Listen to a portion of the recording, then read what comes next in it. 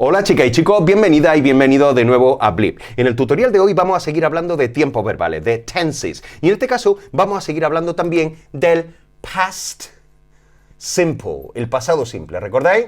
Past simple, aquel tiempo verbal que se utiliza para referirse a acciones que han ocurrido en el pasado y que han cerrado y que han quedado cerradas en el pasado. En este caso nos vamos a concentrar en una estructura verbal muy concreta dentro de este tiempo verbal, que es la expresión used to, seguida de verbo en infinitivo. Bueno, y vosotros podréis pensar, ¿qué tiene este verbo de especial? Es un verbo bastante especial, de hecho, bastante sencillo de entender, pero bastante especial, puesto que es un verbo que siempre viene de fábrica en su forma de pasado. Y esto es una cosa que enseguida vamos a entender con la siguiente explicación. Imaginaos que yo tengo cualquier oración en presente, como por ejemplo, I play football. ¿De acuerdo? Obviamente sabéis que su forma de pasado sería I played football. Yo juego al fútbol, yo jugaba al fútbol. ¿Veis aquí la terminación ed? Lo mismo que aquí, puesto que se trata de un verbo regular, con lo cual recordad que hace su pasado añadiendo ed, mientras que los verbos irregulares lo hacen con su forma propia, que podéis encontrar en la lista de verbos irregulares de vuestros manuales o en cualquier otro sitio. ¿De acuerdo? Bien, obviamente a nivel oracional aquí tendríamos un sujeto. Bien, imaginémonos ahora, vamos a comparar estas oraciones con la siguiente. Imaginaos que yo tengo la oración I used to, por utilizar el mismo verbo, play football. A ver si me cabe. Bien, ¿qué es lo que estoy diciendo aquí? Aquí no estoy diciendo que yo jugaba o que yo juego, estoy diciendo que yo solía jugar. Con lo cual, aquí lo que estamos expresando es una rutina en el pasado. Con lo cual, aquí ya tenemos el uso, ¿de acuerdo? Con lo cual, su uso sería routines in the past. Por cierto, no es la única manera de expresar hábitos o rutinas en el pasado, es una de ellas. Bien, ¿qué es lo curioso, por tanto, de este verbo? Lo curioso es que no va a tener un counterpart, no va a tener una contrapartida en presente simple, lo mismo que lo vamos a tener aquí. Imaginaos, estáis viendo que aquí tengo el verbo regular, pero la forma base es play, con lo cual aquí también estoy utilizando play. Yo jugaba, yo juego. Sin embargo, lo curioso de este verbo es que no existe, como digo, una contrapartida en presente simple. Yo no puedo decir I used to play football. No puedo utilizar esto para decir que yo suelo jugar al fútbol, ¿de acuerdo? Con lo cual, la conclusión a la que llegamos es que este verbo no tiene una forma infinitiva, por así decir, que signifique algo. Y esto lo vais a entender en cuanto veamos la forma interrogativa y la forma negativa.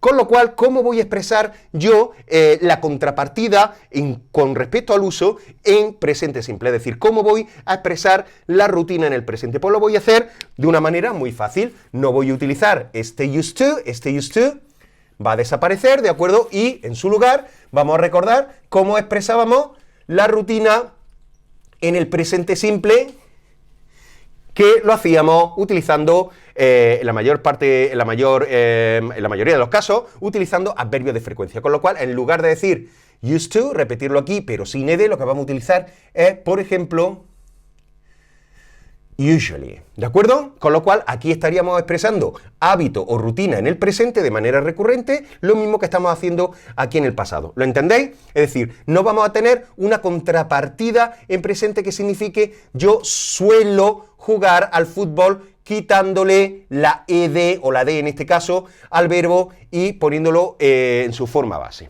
¿Bien? ¿Eso se ha entendido? Esto no quiere decir que nosotros podamos tener o que podamos ver esta forma de manera suelta, por así decirlo, en la oración. Y esto lo vamos a ver en la estructura negativa e interrogativa que vamos a ver en un minuto.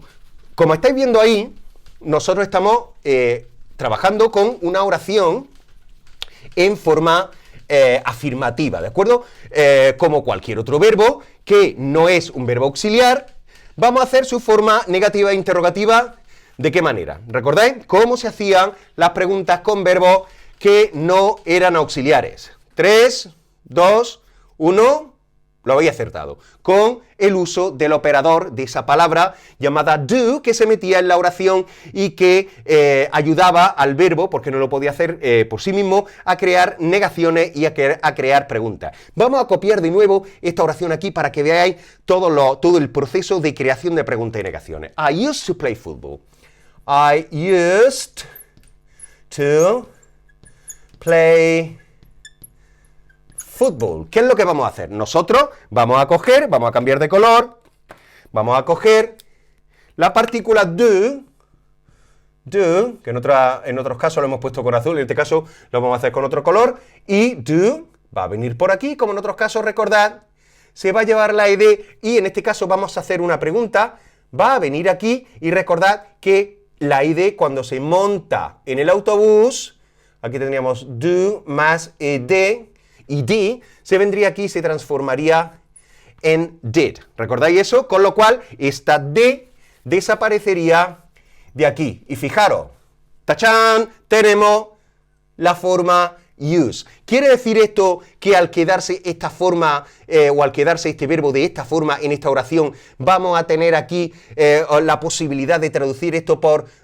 solía? No, lo necesitaría hacer en conjunto con la partícula did, puesto que esto por sí solo no tiene ese significado, ¿de acuerdo? No quiere decir que la palabra use no pueda significar nada en otros contextos oracionales, de hecho significa usar, pero en este caso, en esta oración, no va a significar nada. Pero formalmente, a efectos fonéticos y efectos visuales, sí vamos a tener esta forma, ¿de acuerdo? Con lo cual la oración se quedaría tal que Did I used to play football? O did you? Did you? También podríamos poner otro sujeto. Did you? O did Mary? O did John? O did my friends used to play football? ¿Ok? ¿Vale? Bien. Vamos a ver ahora cómo sería su forma interrogativa, que no difiere en nada de otras oraciones que hemos hecho anteriormente con verbos que no son auxiliares. Recordad que los verbos auxiliares hacen sus preguntas por inversión y sus negaciones por introducción de not. Mientras que en estos casos lo que tenemos que hacer es introducir did y en el caso de la interrogación pondríamos did aquí y en el caso de la negación, como vamos a ver ahora, pondríamos not delante del verbo y también tendríamos que apoyarlo en el operador do. Con lo cual, si yo tengo la oración you used, vamos a dejar un poquito más espacio, ya veis por qué lo estoy dejando, ¿verdad? You used to play football.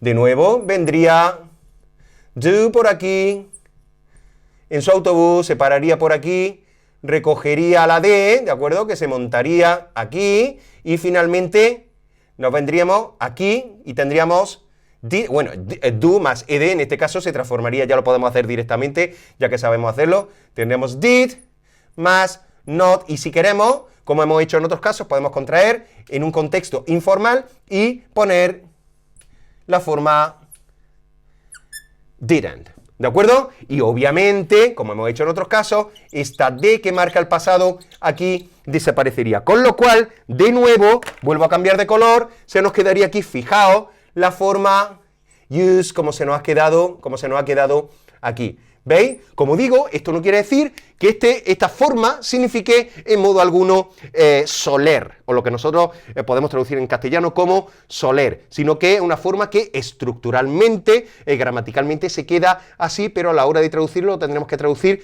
toda esta oración para que nosotros podamos decir que tú no solías, en este caso, tú no solías jugar al fútbol o tú solías jugar al fútbol, ¿de acuerdo?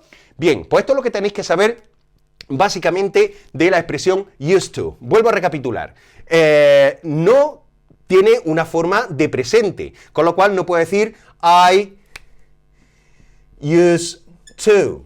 Vamos a sustituir esto por un adverbio de frecuencia y posteriormente vamos a poner el verbo con el que nosotros queremos indicar que realizamos hábitos o rutina en el presente, mientras que si queremos hacerlo en el pasado sí podemos utilizar esta forma propia, puesto que es un verbo que ya viene de fábrica, por así decirlo, en el pasado, ¿de acuerdo? Mientras que su forma interrogativa y su forma negativa sí nos daría la posibilidad de quitar esta ed del final, que vendría aquí en forma junto con did, de esta forma, y obviamente se nos quedaría, como he dicho anteriormente, este use, lo que no quiere decir que podamos traducirlo de manera independiente por ninguna palabra en infinitivo en castellano, ¿de acuerdo? Pues esto es todo, espero que haya sido útil y que de aquí en adelante podáis hacer vuestros ejercicios con esta estructura que es un poquito curiosa, ¿de acuerdo? Used to. Nos vemos en otro vídeo en un blip.